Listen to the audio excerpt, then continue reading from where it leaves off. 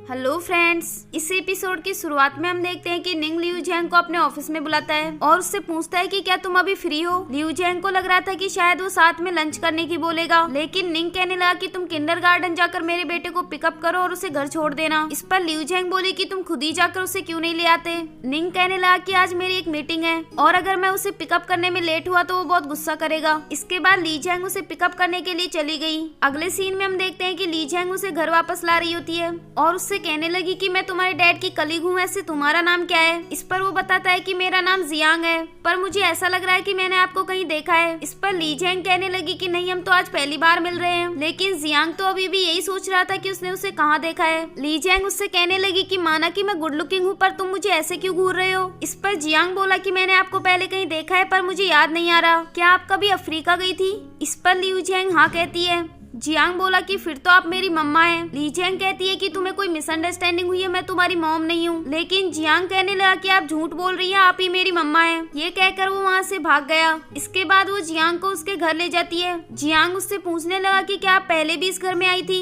इस पर लियू जैंग मना कर देती है। तभी जियांग उनकी वेडिंग फोटोज दिखाता है और उससे कहने लगा कि आपने मेरे डैड से शादी की थी, इसका मतलब आप ही मेरी मम्मा है। और डैड ने मुझे बताया था कि मेरी मम्मा स्टडी करने के लिए अफ्रीका गई थी। तभी निंग भी घर वापस आ जाता है और जियांग उससे पूछने लगा कि क्या यही मेरी मम्मा है, लेकिन निंग भी उसे मना कर देता है। फिर जियांग उसे वो फोटो दिखाता है, लेकिन निंग उससे कहने लगा कि तुमसे मैंने कितनी बार कहा है कि मेरे सामान को हाथ मत लगाया करो। तभी जियांग अंदर से एक बॉक्स लेकर आता है और उससे कहने लगा कि मुझे मम्मा की और भी फोटोज देखनी है जो आपने इसमें छुपा कर रखी है। इस पर निंग चिल्लाते हुए कहने लगा कि मैंने मना किया है ना, मेरे सामान को हाथ मत लगाओ। तभी जियांग रोने लग जाता है, लेकिन निंग उसे अभी भी डांटे जा रहा था। फिर लियू जैंग उसे चुप कराकर अंदर ले जाती है और वहाँ से वापस जाते हुए निंग से कहने लगी कि तुम्हें उस पर इस तरह नहीं चिल्लाना चाहिए। अब हमें पास्ट का सीन दिखाया जाता है जिसमें लियू जैंग निंग के पास कॉल करके उसे टाइम पर खाना खाने को कहती है, लेकिन तभी उसे खाना बीच में ही छोड़कर सर्जरी करने के लिए जाना पड़ता है। जब वो सर्जरी कर रहा होता है तभी उस पेशेंट की डेथ हो जाती है, जिसकी वजह से वो काफी परेशान हो गया। वहीं दूसरी ओर लियू जैंग निंग के लिए बर्थडे पार्टी अरेंज कर रही थी। वो काफी देर तक उसका वेट करती है और उसके पास कॉल भी करती है, लेकिन वो कॉल्स भी अटेंड नहीं कर रहा था। इसके बाद काफी देर रात को निंग घर वापस आता है और तब तक लियू जैंग सो चुकी थी। लियू जैंग की जब रात में नींद खुलती है तो वो देखती है कि निंग उसी की साइड में सोया हुआ था। तभी निंग के फोन पर एक मैसेज आता है जो सेंग्याओ का था। लियू जैंग वो मैसेज देख पाती, उससे पहले फोन नीचे गिर जाता है। जब वो उसे उठा रही होती है तो गलती से उससे वो मैसेज डिलीट हो जाता है। इसके बाद नेक्स्ट मॉर्निंग का सीन दिखाया जाता है जहां लियू जैंग ने उसके लिए ब्रेकफास्ट बनाया था, लेकिन वो अभी भी अपने फोन में कुछ मैसेज का रिप्लाई दे रहा था। लियू जैंग उससे पूछती है कि तुम किससे चैट कर रहे हो। इस पर निंग बोला कि कुछ नहीं, बस हॉस्पिटल से मैसेज आया था।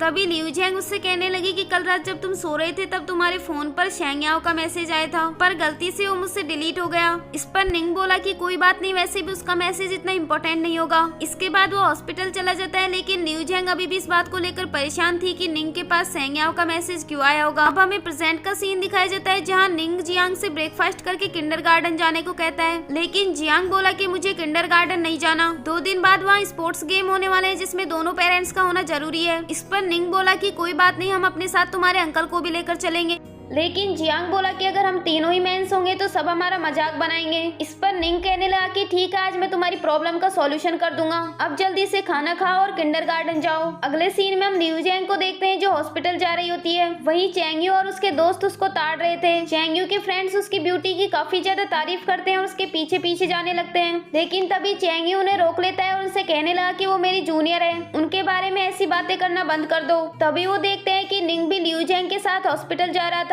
और उन दोनों को साथ में देखकर उसके फ्रेंड्स कहने लगे कि निंग ने तो हम लोगों को भी पीछे छोड़ दिया। अगले सीन में हम देखते हैं कि निंग लियू जैंग से पूछने लगी क्या तुम जियांग के साथ उनकी स्पोर्ट्स मीटिंग में चल सकती हो। इस पर लियू जैंग बोली कि क्या तुम ये चाहते हो कि मैं उसकी मॉम होने का दिखावा करूं। निंग बोला कि हाँ, तुम्हें बस एक दिन के लिए उसकी फेक मॉम बनना है, लेकिन लियू जैंग इसके लिए मना कर देती है और उससे कहने लगी कि मैं यहाँ सिर्फ काम करने आती हूँ, तुम्हारे बच्चे की स्टेप मदर बनने की रिस्पॉन्सिबिलिटी मेरी नहीं है। तभी वहाँ चैंगयू आ जाता है और उन दोनों से कैंटीन में चलकर खाना खाने को कहता है। अगले सीन में हम देखते हैं कि लियू जैंग अकेले बैठकर लंच कर रही होती है। तभी वहाँ निंग भी आ जाता है और उससे कहने लगा कि बस कुछ ही घंटों की तो बात है, मैंने जियांग से प्रॉमिस किया है कि मैं उसकी मॉम को लेकर आऊंगा। इस पर लियू जैंग कहने लगी कि अगर ऐसी बात है तो तुम उसकी रियल मॉम को ही क्यों नहीं ले जाते। निंग बोला कि अगर मैं उसे ढूंढ पाता तो यहाँ तुमसे हेल्प क्यों मांग रहा होता। तभी लियू जैंग कहने लगी कि मैं तुम्हारे साथ नहीं जा पाऊंगी, तुम उसे समझाने का कोई और रास्ता ढूंढ लो। इसके बाद निंग जब घर वापस जाता है तो जियांग उससे कहने लगा कि आपने तो कहा था कि आप मॉम को साथ लेकर आएंगे। इस पर निंग बोला कि मैंने ऐसा कब कहा था? मैंने तो ये कहा था कि स्पोर्ट्स मीटिंग में सिर्फ हम दोनों जाएंगे। तभी जियांग उससे झगड़ा करने लग जाता है, उसे बाथरूम के अंदर बंद कर देता है और इसके बाद वो अपना बैग लेकर घर से बाहर चला गया। अगले सीन में हम देखते हैं कि जियांग वहाँ से हॉस्पिटल चला गया था और वो तानिया को बताने लगा कि मैं यहाँ अपनी मम्मा से मिलने आया हूँ। इसके बाद वो लिू जेंग के पास जाता है और उससे कहने लगा कि मैं चाहता हूँ कि आप हमारे साथ स्पोर्ट्स मीटिंग में चले क्योंकि आप ही मेरी मम्मा हैं। इस पर लिू जेंग कहने लगी कि पहले तुम घर वापस चलो, हम घर जाकर इस बारे में बात करेंगे। लेकिन जियांग बोला कि पहले आप प्रॉमिस करो कि आप मेरे साथ स्पोर्ट्स मीटिंग में चलेंगी, वरना मैं घर वापस नहीं जाऊंगा। फिर लिू जेंग उसे स्पोर्ट्स मीटिंग में जाने के लिए प्रॉमिस कर देती है और इसके बाद वो उसे उसके घर ले जाती है। निंग उससे पूछता है कि तुम मुझे बिना बताए कहाँ चले गए थे। इस पर जियांग बोला कि मैं मम्मा को लेने गया था और उन्होंने मुझसे प्रॉमिस भी किया है कि वो हमारे साथ स्पोर्ट्स मीटिंग में चलेंगी। इसके बाद लिू जेंग वहाँ से जा रही होती है लेकिन जियांग उसे रोक लेता है और उससे कहने लगा कि ये भी तो आप ही का घर है, आप यहीं रुक जाओ। लेकिन लिू जेंग बोली कि मैं अपनी मम्मा के घर जा रही हूँ। ये कहकर वो वहाँ से चली गई। अब हमें पास्ट का सीन दिखाया जाता है जहाँ लिू जेंग निंग के लिए खाना बनाती है। फिर वो उसके लिए टिफिन लेकर हॉस्पिटल जाती है और उससे कहने लगी कि टाइम पर खाना खा लेना। लेकिन लंच के टाइम वो इतना ज्यादा थक गया था कि उसका खाना खाने का बिल्कुल मन नहीं कर रहा था। इसके बाद जब वो घर वापस आता है तो उस खाने को बाहर ही डस्टबिन में फेंक देता है और लिू जेंग ये सब देख लेती है।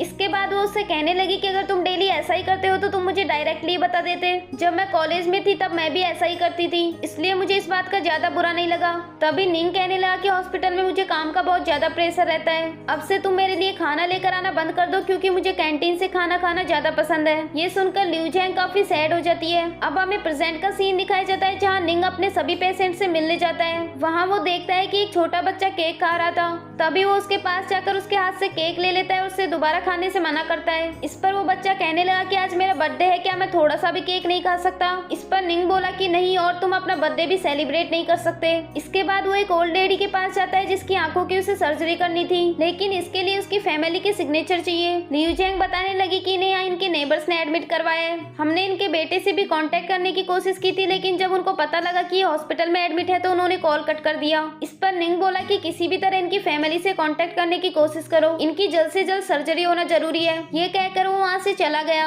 अगले सीन में हम देखते हैं कि लिू जेंग अपनी फ्रेंड तानिया के साथ लंच कर रही होती है और वो उसे जियांग की फेक मॉम बनने के बारे में बता रही थी। तभी तानिया उससे कहने लगी कि क्या तुम्हें निंग ने बताया नहीं कि वो उसका बायोलॉजिकल बेटा नहीं है? वो तो उसे हॉस्पिटल के कॉरिडोर में मिला था और उसको ब्रेन ट्यूमर भी था। निंग ने उसकी सर्जरी की थी और फिर उसको अडॉप्ट कर लिया। ये सुनकर लिू जेंग काफी शॉक्ड हो जाती है। अगले सीन में हम देखते हैं कि लिू जेंग उनके साथ स्पोर्ट्स मीटिंग में जा रही होती है जहाँ जियांग अपने सभी फ्रेंड्स को बता देता है कि ये उसकी मम्मा है। इसके बाद वहाँ स्पोर्ट्स गेम स्टार्ट हो जाते हैं जिनमें बच्चों के पेरेंट्स को भी गेम में पार्ट लेना था। सबसे पहले चेयर रेस होती है जिसमें लिू जेंग के गिरने की वजह से वो ये गेम हार जाते हैं। इसके बाद और भी गेम्स होते हैं लेकिन वो एक भी गेम नहीं जीत पाए। अब एक लास्ट गेम बचा था जिसमें बच्चों के पेरेंट्स को एक एक पैर जॉइंट करके रेस करनी थी और वो दोनों जियांग से प्रॉमिस करते हैं कि इस बार वो उसे जिता देंगे, लेकिन इस बार भी लिू जेंग गिर जाती है और इसकी वजह से वो ये रेस हार जाते हैं। लिू जेंग जियांग से कहने लगी कि सॉरी, हम तुम्हें मेडल नहीं दिलवा पाए। इस पर जियांग बोला कि इट्स ओके, आपने मेरे साथ यहाँ आकर गेम्स खेले, मेरे लिए इतना ही काफी है।